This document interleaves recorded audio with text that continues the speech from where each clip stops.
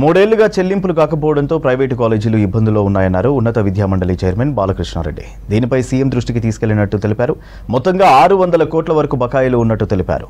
బంధులకు వద్దని కోరడంతో విద్యార్థులు ఆగారన్నారు బాలకృష్ణారెడ్డి.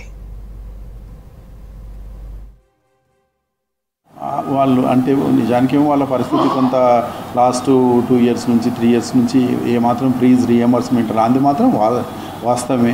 అయితే వాళ్ళు ఏమంటున్నారంటే కొంత మాకు ఫీజు రీఎంబర్స్మెంట్ వస్తేనే మాకు కాలేజీలకు రెంట్ కట్టడం కానీ కరెంటు బిల్లులు కానీ ఇట్లాంటి సమస్యలతోటి వాళ్ళు వస్తున్నారు. మేము బైకాట్ చేస్తామంటే కొంత ఇంటర్వ్యూన్ అయ్యి లేదు చూడండి మనం మాట్లాడదాం గవర్నమెంట్ తోటి అని నేను అష్యూరెన్స్ ఇచ్చాను. నా మాట మీద పాపం వాళ్ళు కాలాప్ చేశారు.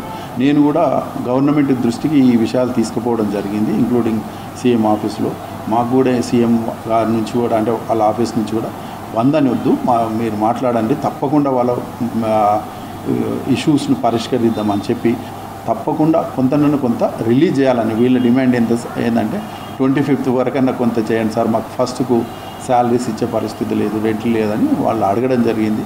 సార్ అయితే సానుకూలంగా 25th అని కాదు ఫస్ట్ వరకు అయితే కొంత మేము చేస్తామని ఆ అష్యూరెన్స్ తోటి ఇప్పుడు వాళ్ళు కాలేజీలు దగ్గర ఉన్నాయి. అయితే ఫీజు వాళ్ళు చెప్పేది ఏంటంటే ఒక 600 crores ఉందని, 600 crores-లో 450 crores ప్రైవేట్ వాళ్ళకు, ఒక 150 crores ఎందుకంటే గవర్నమెంట్ కూడా పోతుంది. అట్లా దాదాపు 600 కోట్ల పెండింగ్ బిల్ ఉందనేది వాళ్ళు చెప్పడం జరుగుతుంది.